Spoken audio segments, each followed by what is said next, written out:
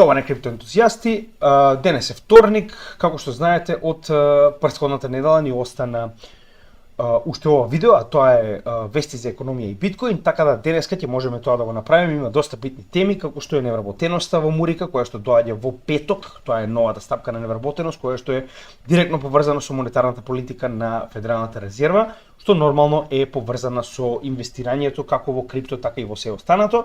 Дополнително ќе спомнеме на кратко околу копнената инвазија во Либан, која што ние најавуваме веќе еден месец и моментално ја добивме ова утро. Не дека тоа е позитивно, но само сакам да кажам дека сме свесни за оно што се случува и очигледно од нашите досегашни познавања на овој регион и генерално бевме во право.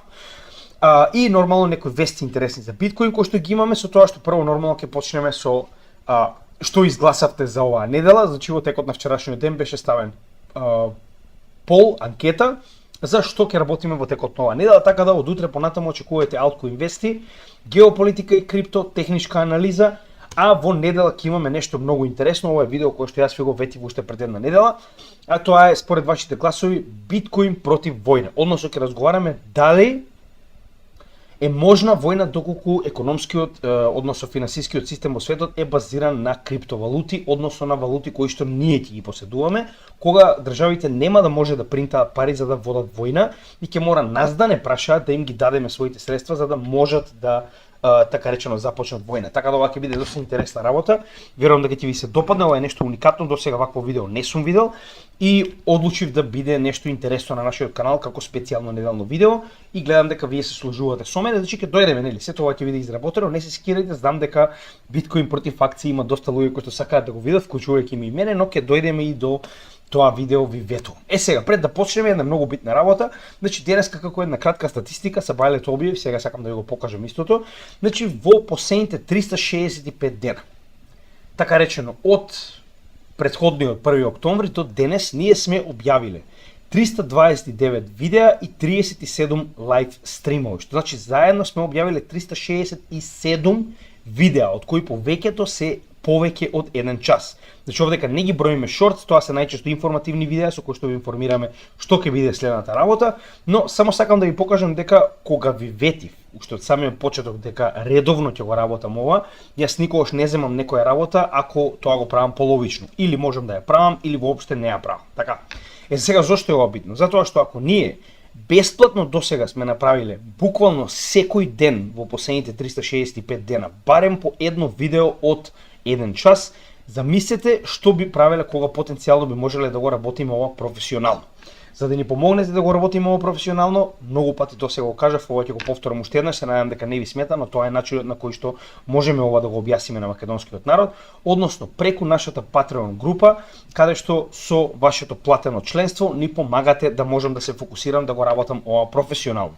Ако сум успеал да направам едно видео секој ден во последните 365 дена, а верувајте ми, истото е во 2,5 години наназад кога сме почнати со работа, верувајте ми, многу повеќе ќе можам да направам кога би можел да се посветам целосно на оваа работа. Веќе имаме 43 членови, значи уште еднаш главните позитивни, да речем, ствари кои што ги добивате за членување во нашата Patreon група, без разлика дали сте 5, 10 или 15 долари, било кој од овие луѓе првенствено има пристап до нашиот комјунити, каде што сите овие луѓе заедно работат на меѓусебно образување, на решавање на проблеми и така натаму, значи буквално споделуваме многу информации помеѓу себе, каде што во така речено чат после секој од овие прашања одговараме еден на друг, односно си помагаме како заедница. Дополнително, сите овие групи ја добиваат нашата материја порано, односно откако ќе почнеме сега, значи од денес па натаму почнуваме да го опремуваме нашето студио, значи ќе ги добивате овие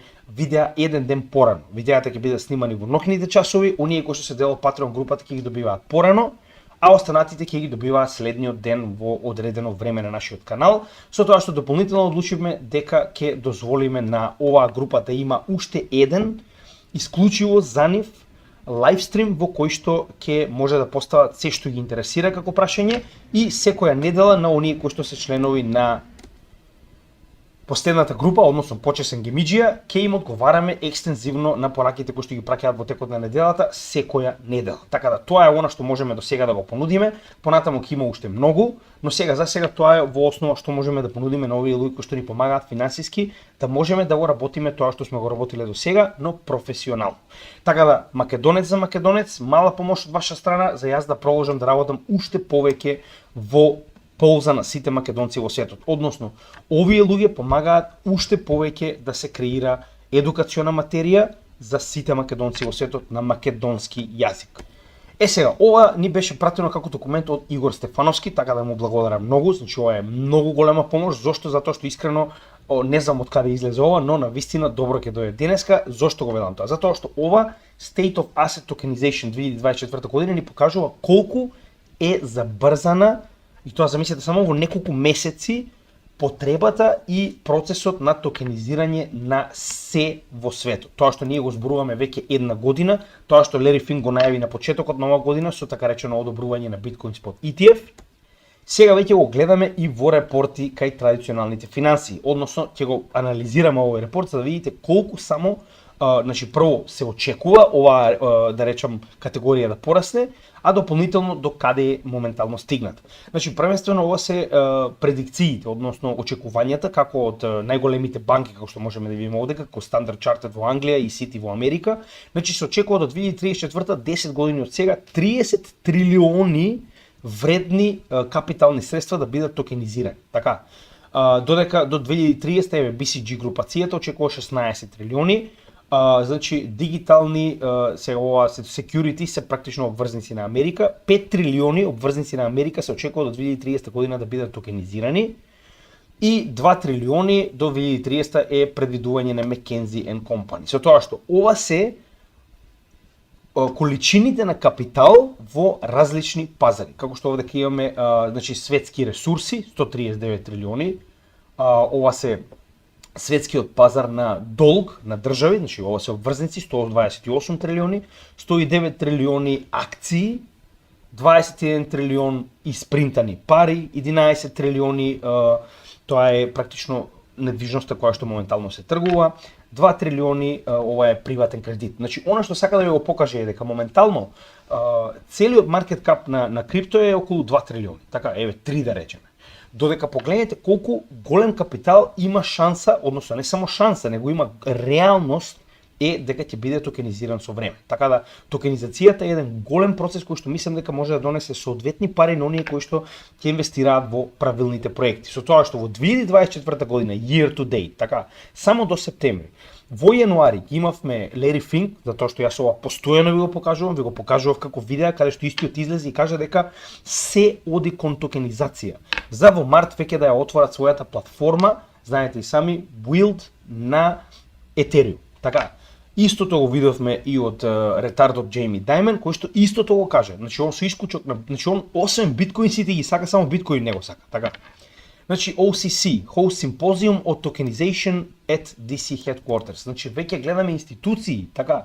Значи ова е практично ова е институција на Америка која што моментално прави симпозиум за токенизација. Citibank, значи прави приватен фонд за токенизација на долг, практично ова е на кредити на Avalanche, така. Дополнително почнуваат се повеќе и повеќе. Значи веќе во март имавме 1 милиарда токенизирани обврзници. 1 милиарда токенизирани од почетокот на годината. Значи ова сега е тренд, ова во 2023 година не постоеше, се разбираме. А веќе 1 милиарда до март беа токенизирани обврзници на Америка. Во април имате така речено почеток на нели ова е законот за стейблкоини во Мурика.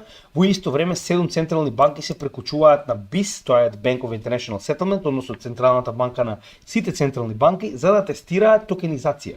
Значи се повеќе и повеќе се движи кон блокчейн.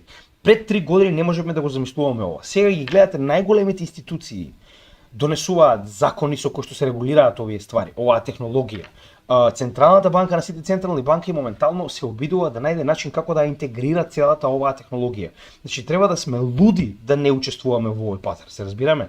И зошто постојано зборам? Имате многу категории каде што Real World Asset Tokenization е само една од овие. Така, во јуни веќе имавме 100 милиони акаунтс за стейблкоини, односно тоа веќе не е ништо ново. Ние очекувавме одамна дека ова практично ќе почне да расте и тоа расте многу, ќе ви покажам на следниот, значи ќе ја погледнеме Real World Asset токенизација нормално страната.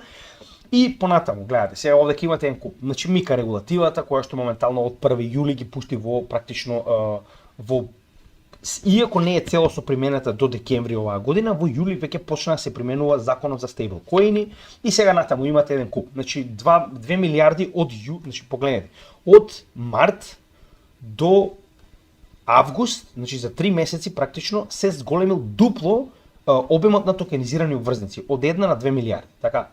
И сега, нели, да не должиме премногу, значи гледаме дека се движи во нагорен, и тоа погледнете сега, овдека баш ви го покажува тоа до септември официјално.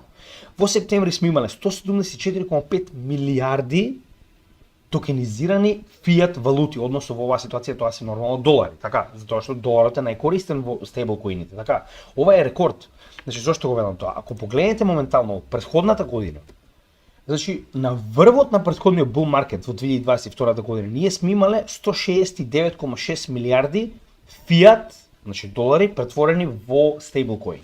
Сега ние веќе го престасавме тоа, а не сме влезени ни по точка разно во следниот стадиум од, да речем, напреден bull маркет. Така, значи, иако за жал не може да видите горе, затоа што е премногу високо, значи, сега веќе сме повеќе. Стейблкоин е 172, а достигна врв, тоа е практично овој врв кој што гледаме овдека, од 174,5.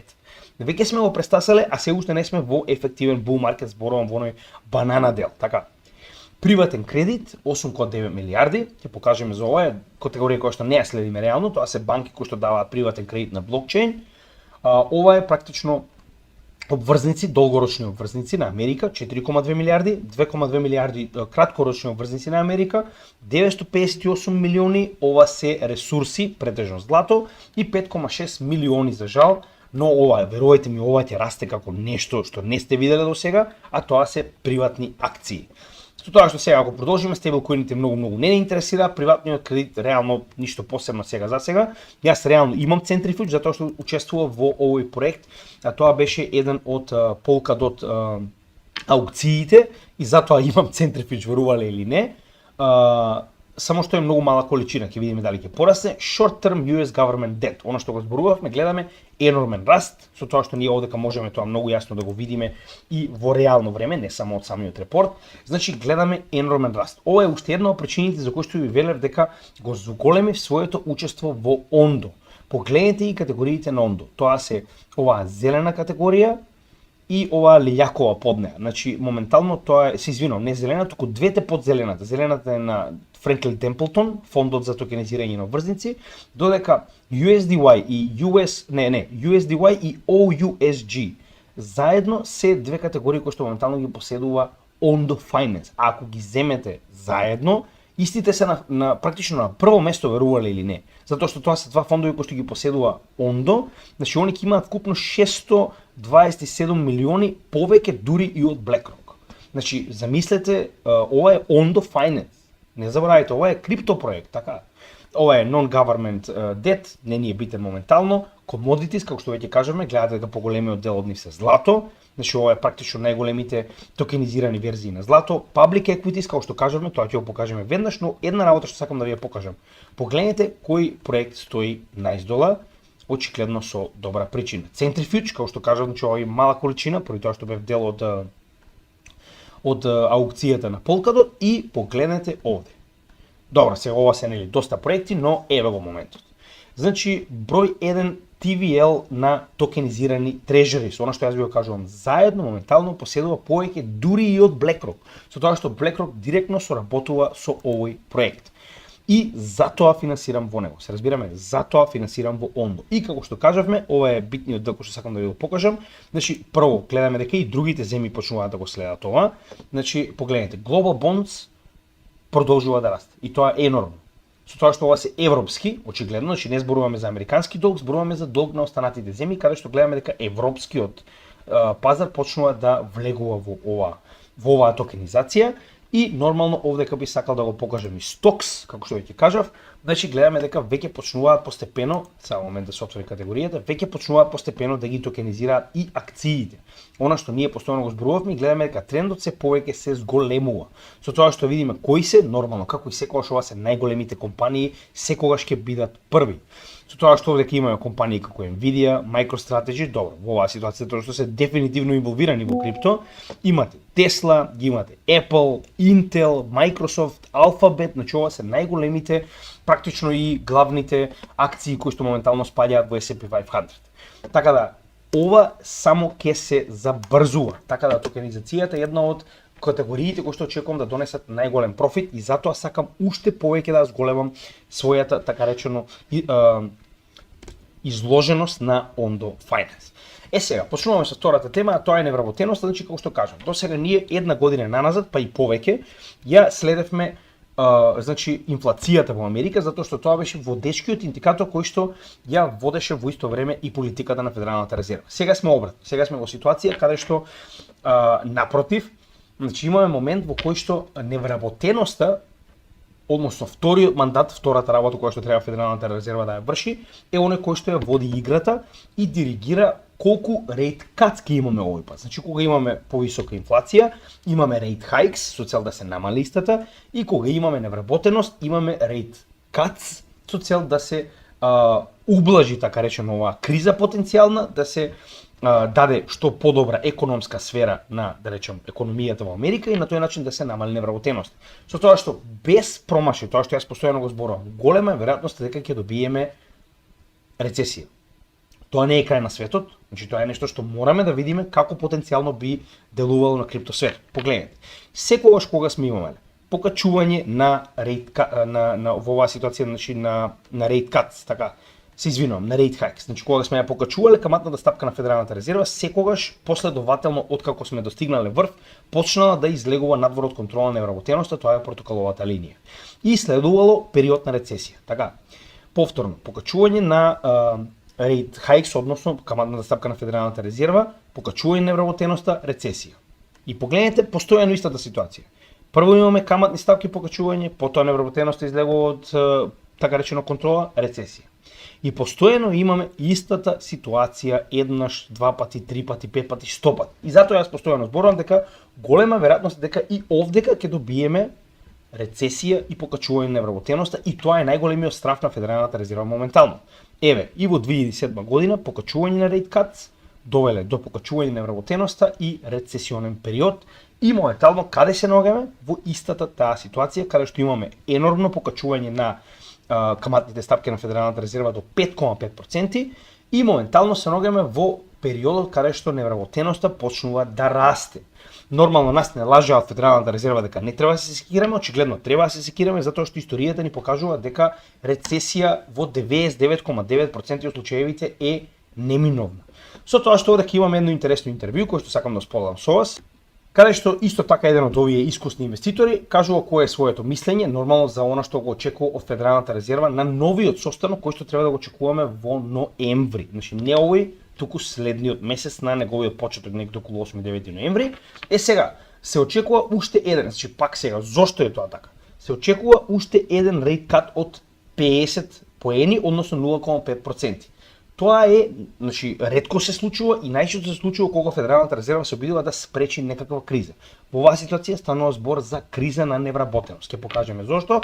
Да слушнеме прво што има да каже во оваа ситуација гостинот Фероли. You're the first to say, okay, they're going 50 in September. All the other banks were like, nah, 25, 25, 25. Citi was the exception. You stuck to your 50 and you were right. What do you think they're going to do next month? So that was a July November report that we changed on the July report. In early August of July. Yes. Yeah. So right now we're looking for another 50 in the early November meeting, but that's very contingent on what we get in the next two jobs reports. Значи, дечкото е Chief Securities Economist во JP Morgan, така. Со тоа што вели, ние вика бевме едни од ретките кои што кажуваа дека ќе добиеме 0,5% намалување на каматната стапка во септември и очекуваме дека ќе добиеме уште едно намалување од 0,5% во ноември, што е позитивно за нас, но е подлабока причина. Значи, кога гледате ваков тип на големо намалување на каматните стапки, најчесто станува збор за проблем во економијата. Значи, ако нема проблем во економијата, они нема да имаат толку голема потреба од големи намалување на каматната стапка, туку ќе го прават тоа постепено со 0,25%. Both September and October. Given the deterioration we've been seeing in overall labor market conditions, if that trend continues, I think they would be compelled to get closer to neutral yet again in a speedy fashion. However, if we stabilize here. Значи, она што ние постојано го зборуваме, како што кажавме, ги следевме инфлацијата, кога веќе сме дошли до rate cut, тогаш веќе мораме да следиме невработеноста.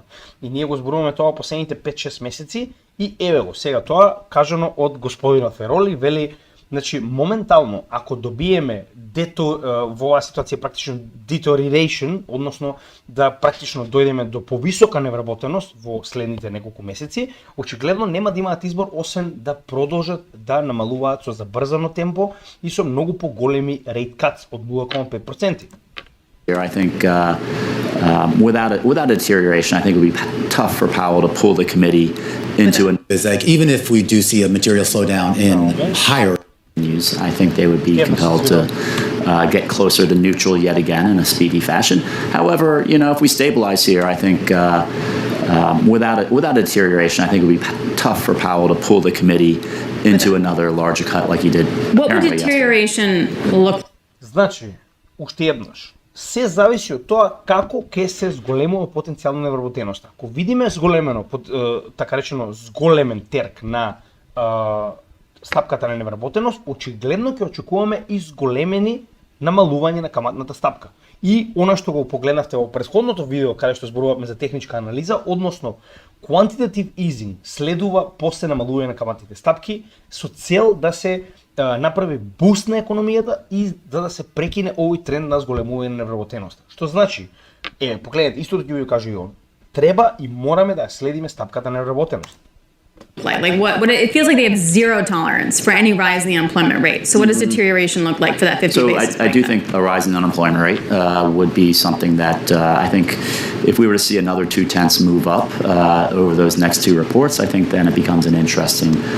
Значи, практично 0,1-0,2% изголемување на невработеноста е веќе проблем за Федералната резерва и затоа мораме да следиме. Нема потреба веќе поеќе да го слушаме.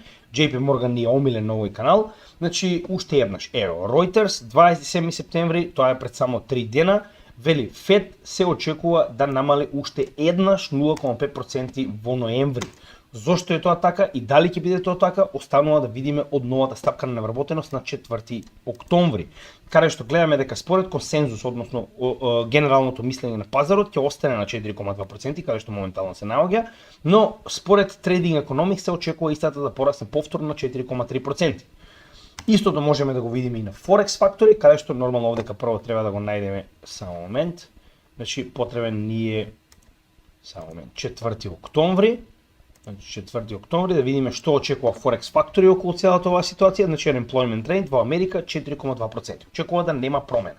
Она што го зборуваш и самиот представник на JP Morgan е дека многу зависи од тоа дали ќе продолжи да расте или ќе остане на ова ниво невработеност. Со тоа што овдека мораме да земеме во предвид и реалната невработеност која почнавме да ја следиме сега, затоа што до сега не се фокусиравме на невработеност, затоа и не сум ви го покажал овој индикатор. Значи мораме да продолжиме да следиме и реалната невработеност која што не ги опфаќа луѓето кои што имаат парцијална работа, односно кои што имаат практично part-time работа, односно не целосно време на работа. Така да во оваа ситуација, значи Trading Economics очекува дека ќе порасне на 8%, што ефективно е дупло од стапката на невработеност која што ги вклучува во оваа ситуација оние кои што имаат парцијална работа. Така, и затоа гледаме многу поинаква слика кога станува збор за оние кои што имаат само полно работно време.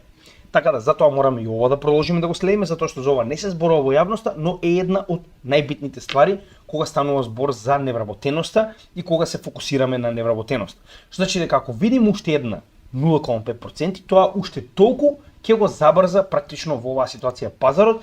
Сега не заборавајте дека овдека краткорочно може да предизвика страх. Зошто? Затоа што ако имате 1,5% и потоа уште 1,05% rate cut за намалување на каматната стапка, предизвикувате страх на пазарот, луѓето почнуваат да очекуваат дека нешто не е како што треба.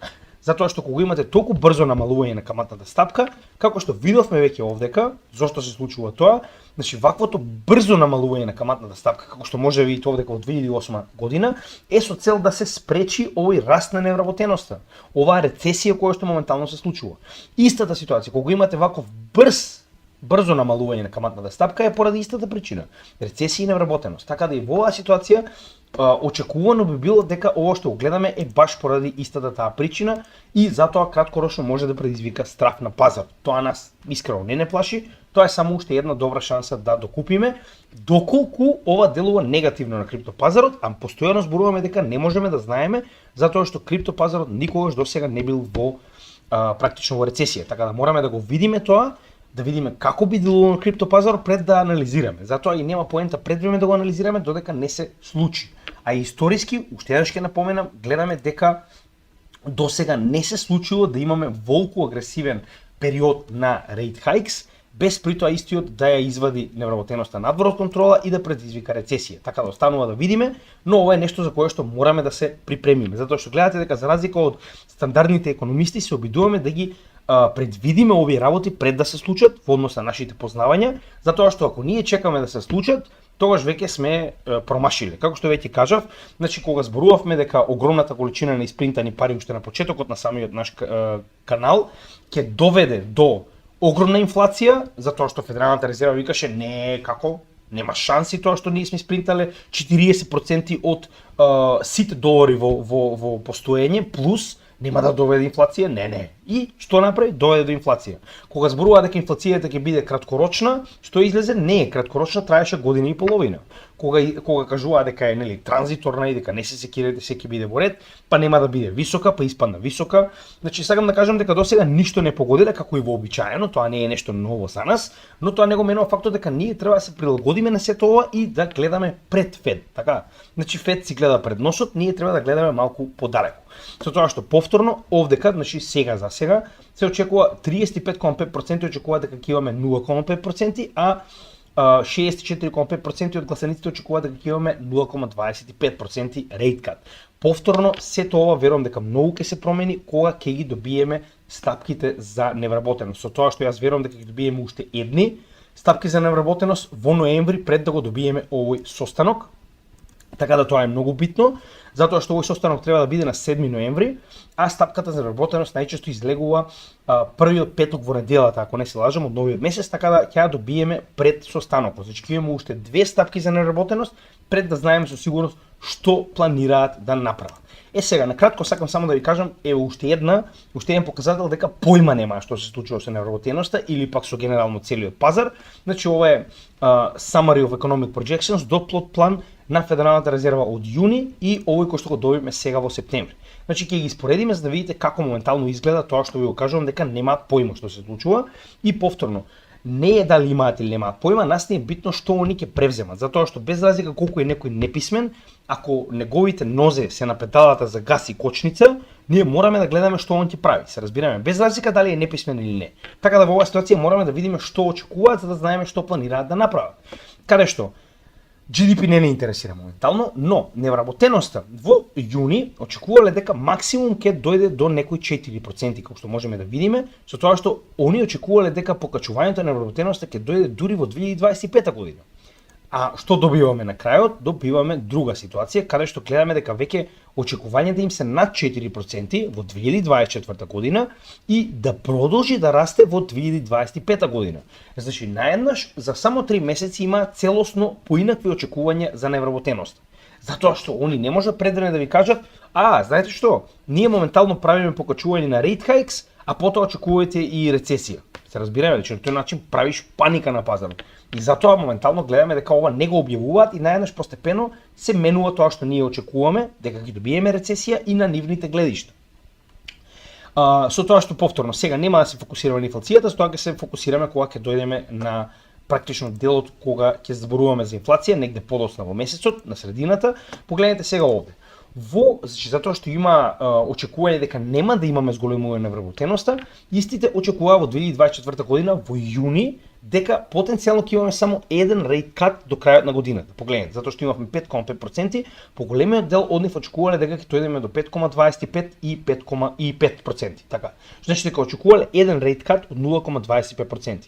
Што се случува во септември, кога видоа дека невработеноста излегува надвор од контрола, добиваме не еден, туку од 5,5% да се симнеме на 4,5%. Погледнете. Тоа е цел 1%, а веќе добивме 0,5%. Што значи дека во најлоша варијанта ние добиваме уште два рейт кат од 0,25% во ноември и декември. Или пак, ако гледаме качување на невработеноста и повеќе. Затоа што гледаме дека овдека очекуваат дури и под 4,5%. Така, што значи дека ние потенцијално, ако видиме зголемување на невработеноста, може да добиеме 0,5% намалување на рейт кат, тоест рейт кат во ноември и 0,25 во декември. Тоа би било најдобрата опција за нас, затоа што уште толку ќе го намали притисокот врз целиот економски пазар, а верувам дека ќе дојдеме и до quantitative easing. Тоа е една работа која што ни е многу битна, односно принтање на пари. Сега, ова е накратко оно што сакав да го споделам сега, понатаму нормално ќе направиме и само уште една работа, и очекувањето за невработеност. Само да видиме, че ова е GDP, исто така ни е битно да го видиме ова. Невработеноста во 2024 до 2027 година и овдека да го споредиме со невработеноста во јуни 2024 до 2026 година. Вели, значи они очекувале дека поголемиот дел од гласаниците, 14 гувернери на банки, очекувале дека нема да имаме повеќе од 4 до 4,1%. Да видиме што се случува моментално, очекуваат 10 од нив да добиеме дури до 4,5%. А ако се сеќавате она што го кажа представникот на JP Morgan, вели ако добиеме 0,2% покачување, сигурно ќе добиеме 0,5% рейт кат. Во оваа ситуација ние очекуваме и многу повеќе, очигледно поголемиот дел од нив очекуваат да дојдеме до 4,5%, а моменталната невработеност е 4,2%. Тоа е зголемување од 0,3% до крајот на годината. Значи гледате колку немаат врска.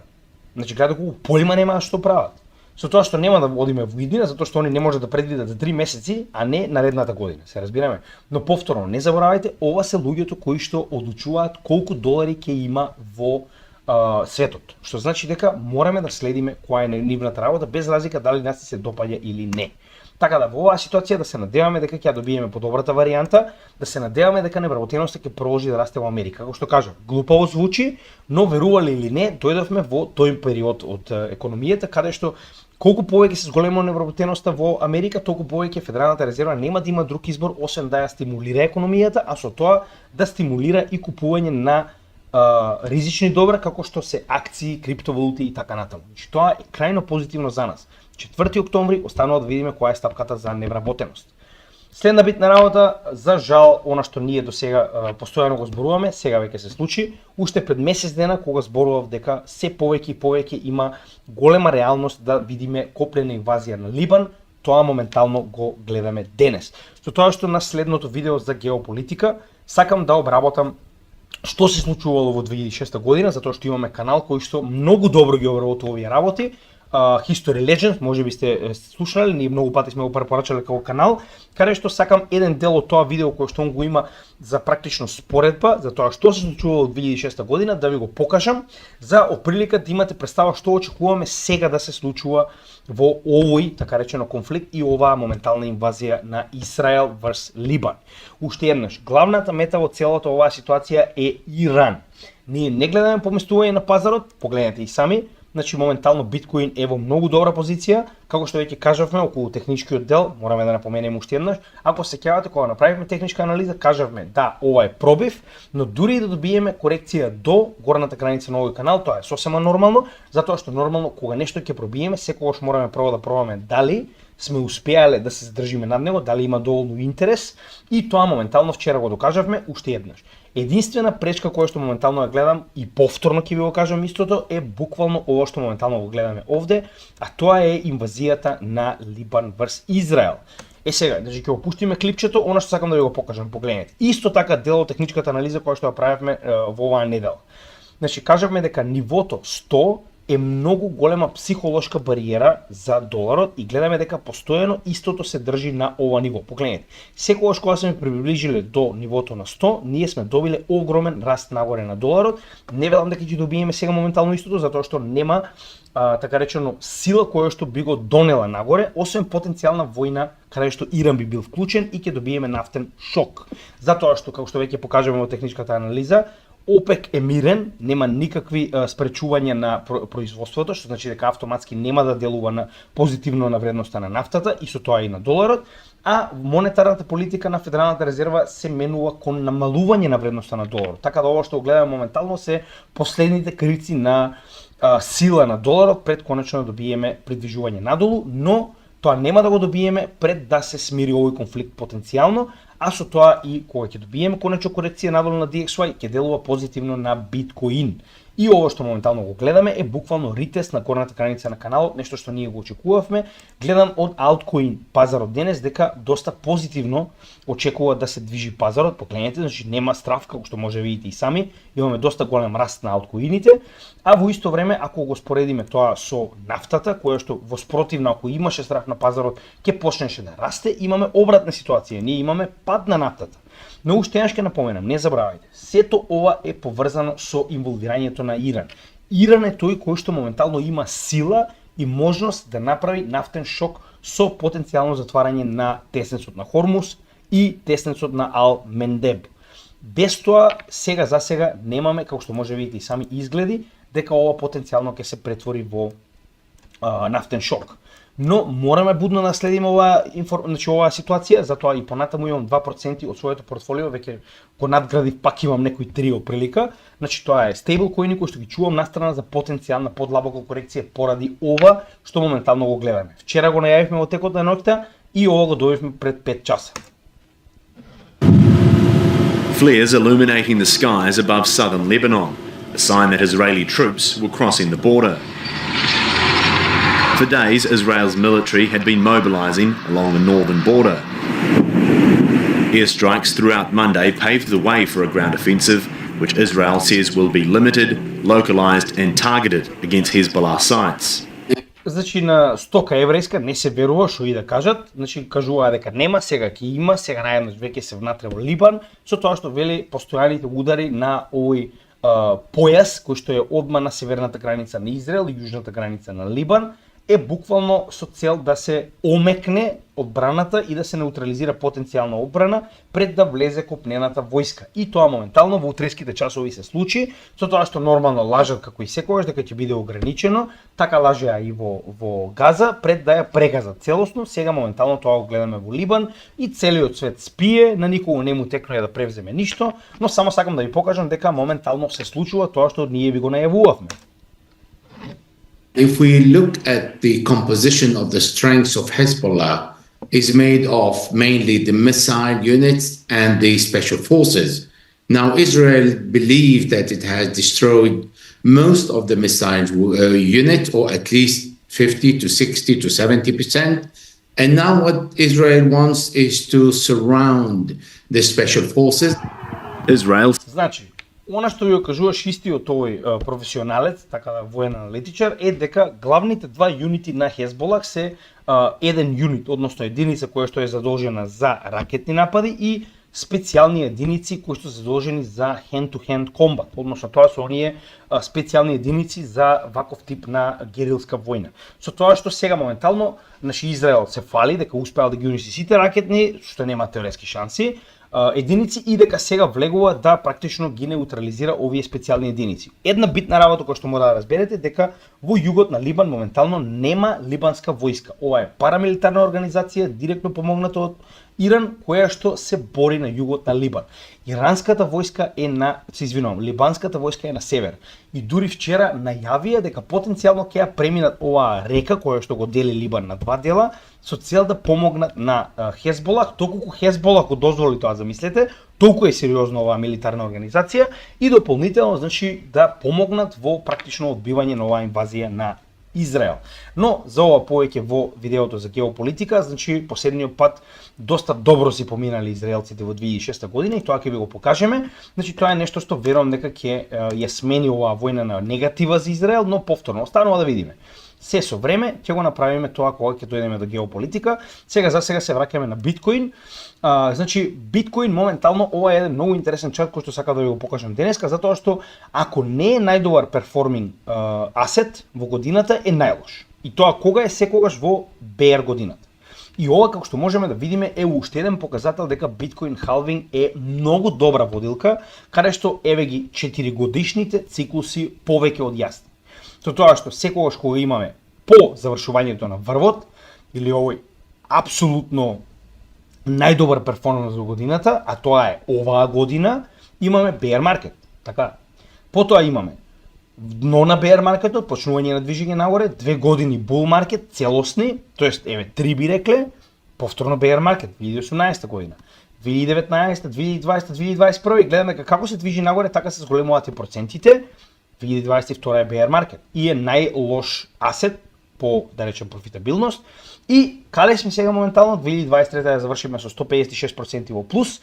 2024 година се очекува дека ќе биде со многу поголем плюс заедно со 2025 година. Односно, еве ви уште еден многу лесен и многу јасен индикатор дека биткоин 3 години е најдобар перформинг асет, како и секогаш, една година кога е во bear market е најлош. И така натаму. Значи дека и понатаму се движиме во оној циклус кој што сега за сега е најдобрата водилка која што можеме да имаме во крипто секторот. Сега, од текот на вчерашниот ден оваа ликвидација која што не доведе до ритест на на горната граница на каналот беше буквално поради лонг ликвидации. Повторно, истата ситуација, кога ќе видите дека имаме многу голема лакомост, очекуваме дека биткоин нема да се коригира, китовите го користат тоа повторно за да реакумулираат. Ви прават така речено шорт, ви ги буткаат позициите надолу и како ви ги елиминираат вашите стоп-лоси, така предизвикуваат огромно ликвидирање на лонг позиција, а тоа се 200 милиони во текот на вчерашниот ден или она што моментално го видовме како солидна корекција од 60 и практично 66.000 до 63.000. Но гледаме дека денеска повторно се враќа нагоре пазарот, односно гледаме дека ова беше краткорочно, практично китовите го користат тоа на дневно ниво да реакумулираат и да ги уништат оние кои што практично се со лонг позиции. Со тоа што фир е повторно на 50%, значи сме неутрални, што е добро, затоа што ова на некој начин ја враќа неутралноста пред повторно да се придвижиме нагоре. Друга битна работа која што мораме да напоменеме е така речено, нели, ефектот, односно акумулацијата на ETFs, која што гледаме дека се повеќе се забрзува. Значи гледаме дека од 20 септември па наваќе BlackRock не престана да купува во последните 10 дена, тоа што вчера купиле 72,2 милиони. Дури вчера, завчера, тоест имавме 26,2 милиони купени од Grayscale, верувале или не, што значи дека не само BlackRock, гледаме дека и другите акумулираат, значи имаме се повеќе акумулирање, се поголемо акумулирање на биткоин кога станува збор во оваа ситуација. Нормално, сега ќе видиме на брзинка што се случува со Ethereum, но нели денеска зборуваме за биткоин, со тоа што одека многу јасно можеме тоа да го видиме и на чартот за акумулација, погледнете и сами. Значи ја завршивме оваа корекција овде, која што моментално ја гледате, која што е нормална, како и на сите претходни акумулациони зони, и повторно продолжиме да се движиме нагоре во акумулација на биткоин. Со тоа што гледаме дека постепено се враќа акумулацијата во Ethereum од страна на BlackRock, погледнете и сами, дури и Fidelity овдека негде во однос на средната вредност на акумулација на Ethereum. Значи како се враќа интересот во биткоин, очигледно се враќа интересот во Ethereum. Така, значи на некој начин се паралелни, со тоа што не заборавајте дека Ethereum има многу помал маркет кап, како што тоа 100 пати досега сме го кажале. И уште една битна работа, продолжиме со вестите за биткоин. Погледнете и сами, значи во овој период од bear маркетот, замислите 2022 година, 2023 година имавме bear маркет на биткоин. Погледнете. Значи од така речено најдобрата ситуација, ќе почнеме од самиот почеток. Значи 3,2 милиони биткоини биле на берзите. Сега имаме 2,6. Значи, оприлика 600.000 биткоини се купени од берзите во овој период од 2022 година до 2024 година. Со тоа што моментално имаме негде околу 11 до 12% од вкупната количина на биткоин на менувачници. Тоа е премногу мало количество и само прашање на време кога ќе предизвика шок дека едноставно нема доволно биткоин на берзите и цената ќе почне да расте. А тоа ќе го најави и влегувањето на ритейл секторот. Значи тоа е најбитниот дел кој што нас ни е практично потребен за да почнеме со солиден бул маркет во оваа година. Сега имаме неколку интересни вести, кои што сакам да ги споделам со вас. Значи првата вест доаѓа од Bitwise, кој што е трет или четврт по големина биткоин спот ETF, имаат и свој Ethereum спот ETF нормално, имаат и свој Bitcoin Futures Ethereum Futures ETF. Исто така, вели, на последната конференција, голема конференција, која што е моментално, еве ќе ви кажам веднаш каде, значи ова било практично Барон магазин ги повикал огромна група на финансиски адвајзори, односно финансиски советници, како самит, каде што вели, повеќе од 70% од луѓето кои што биле на овој самит, кажале дека самите лично поседуваат биткоин или други криптовалути. Со тоа што вели помала количина, исто така потврдиле и дека своите клиенти им препорачуваат да прибават исто така биткоин или криптовалути. Значи, ние дојдовме, пак ќе кажемо, пред неколку години, каде што овие ешалони на финансиски, да речам, могули, не го ни спомнуваа ниту биткоин ни крипто секторот, а сега првенствено самите вели имаат 70% од оние кои што биле таму поседувале крипто и биткоин. И вели уште голем дел од нив исто така го препорачуваат на собствените клиенти. Тоа ви кажува, како што кажуваат овде кај самите од Bitwise, значи најмокните луѓе во финансиите моментално купуваат биткоин и крипто. Нека остане, па вие размислете дали со вашите 200 евра треба да влезете или не на пазарот, нормално, се тоа останува вие сами да одлучите. Доналд Трамп вели дека тоа што моментално планира биткоин резерва, нормално, планира да задржи онаа голема количина на биткоин која што моментално ја има Мурика, тоа е повеќе од 200.000 биткоини, значи има околу 1% од вкупната количина на биткоин која што моментално или било кога ќе биде на пазарот, вели дека планира да ја искористи со цел да помогне во плаќањето на долгот од 35 трилиони на Мурика. Прво, конечно некој почна да зборува дека Америка има долг кој што мора да го плати. До сега го игнорираа. Но како и да е, самиот момент каде што вие на своите граѓани им кажувате дека адаптацијата на биткоин и растот на неговата вредност може да помогне во плаќање на националниот долг е големо отварање на очите како на политичарите, така и на секојдневните граѓани. Нормално мораме да видиме како се тоа ќе биде направено. Прво да речеме треба самиот да стане председател, но вие им кажувате на своите граѓани дека биткоин може потенцијално да им го реши проблемот кој што ниту еден економист, ниту еден политичар досега не успеал да им го реши.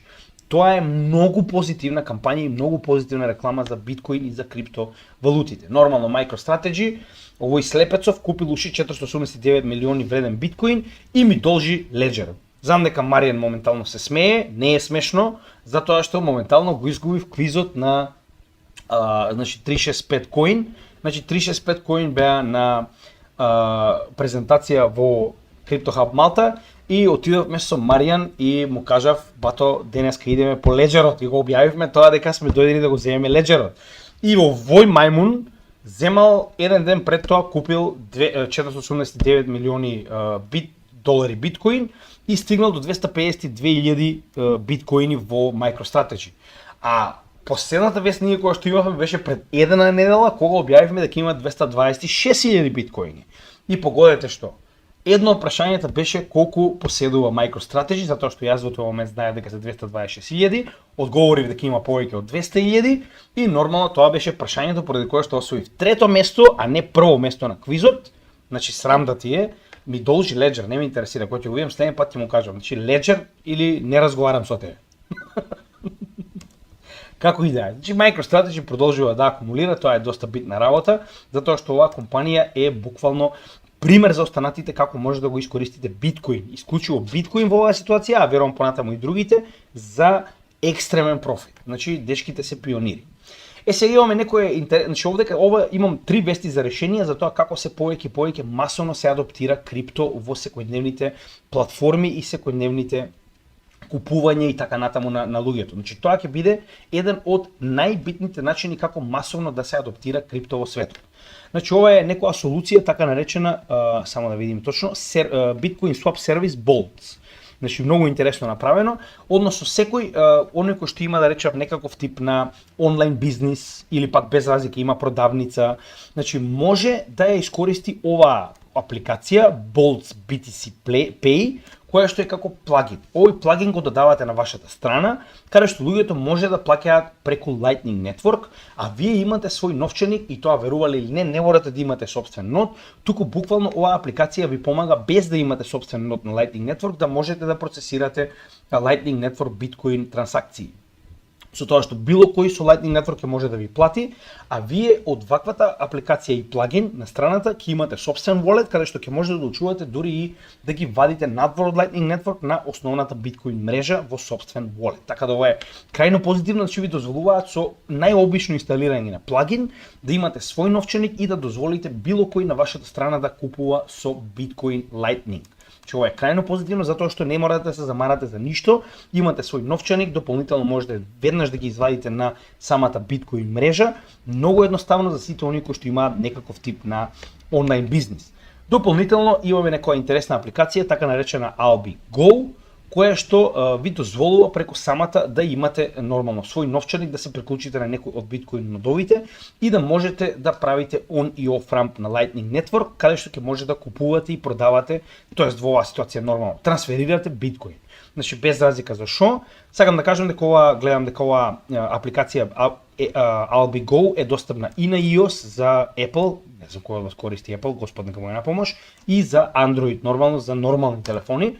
Како и да е, значи на двата најкористени оперативни системи, значи Albi Go може да користите за on и off ramp на Lightning Network, затоа што веќе се повеќе и повеќе бизниси прифаќаат Lightning Network и плаќање во биткоин, мада секоја чест ако плаќате во биткоин, значи за неколку години од сега ќе видите дека тоа било најскапото нешто што сте го платиле во животот, но на вас останува ако плаќате во биткоин секоја чест.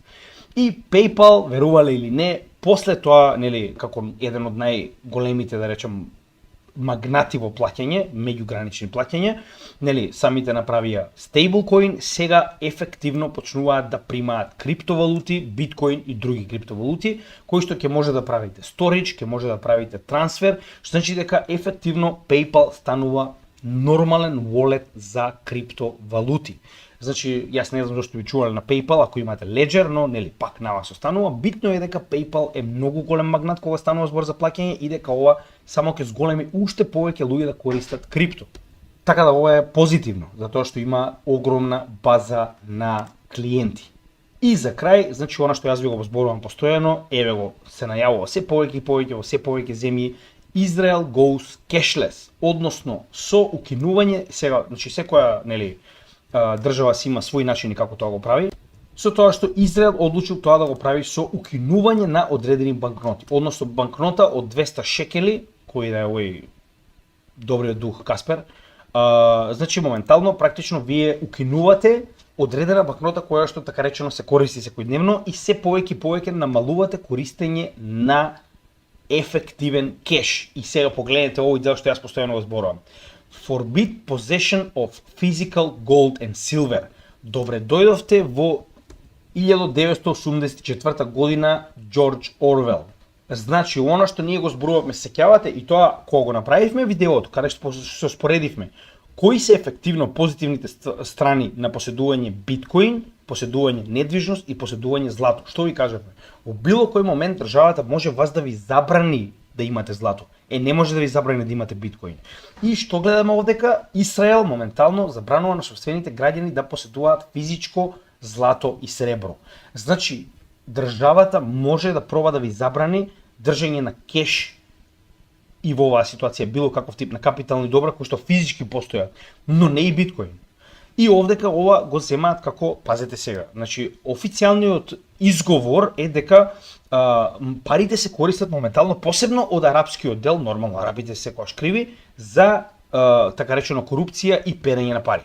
Ова е само пример каде што може да видите дека се повеќе земји ви го спремаат тоа што ви го спремаат и дома. Онаа свиња банкарска која што ви ја пуштив, која што ви кажуваше дека 0,5% мора да плаќате на секој кеш кој што ќе извадите од банка затоа што сигурно планирате корупција и перење пари. Еве ви го истото моментално и во Израел, нормално во сите напредни економии, во сите напредни демократии ова се случува, значи ви спремаат CBDC. Така да, ова, земете го како сериозно предупредување и спремете си се, затоа што за CBDC Господ нека ви напомош како ќе се справите и ќе се противставите на владата каде и да сте. Додека со биткоин и со криптовалути можете затоа што ништо не ви можат.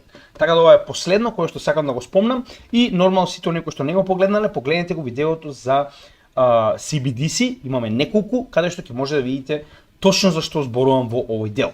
И за крај, како и секогаш, сите оние кои што се нови на нашиот канал, повелете, погледнете го ова видео на самиот врв, кое што ќе ви даде до знаење што моментално и каде може да најдете на нашиот канал. Како што кажа, веќе имаме повеќе од 1200 видеа, што значи дека малку е тешко да се снајдете, но има енормна материја, едукативна и информативна, така да погледнете го ова видео за да се запознаете со нашиот канал. Дополнително, во дескрипцијата на секој од нашите видеа, првенствено може да го најдете линкот до Patreon групата, како што кажавме на самиот почеток. Значи, Patreon групата и Patreon моментално заедницата ни помага да го направиме ова на професионално ниво.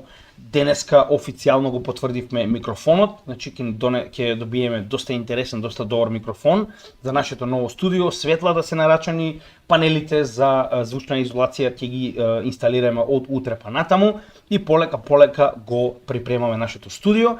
Помогнете ни професионално да може да се посветиме на оваа работа. Како што кажа во дескрипцијата на секој видео, може многу лесно да го најдете Patreon membership или пак на самата Patreon апликација може да запишете CryptoGamidžија, ќе го најдете нашиот профил. Дополнително во секое видео во дескрипција ќе ги најдете значи содржините за кои што ги зборуваме, во кој дел од видеото што зборуваме, како и понатаму продолжуваме со нашата добротворна работа, а тоа е Купи ми кафе апликацијата и овие блокчейн адреси, каде што се што сте ни пратиле до сега ќе биде искористено за помагање на македонската заедница, посебно во Македонија, каде што се тоа што до сега сте го уплатиле на најтранспарентен начин ќе ви биде покажано и доставено до македонците кои што им е најпотребно. Во последниот пат тоа беше во донација на прехранбени продукти во една црковна организација.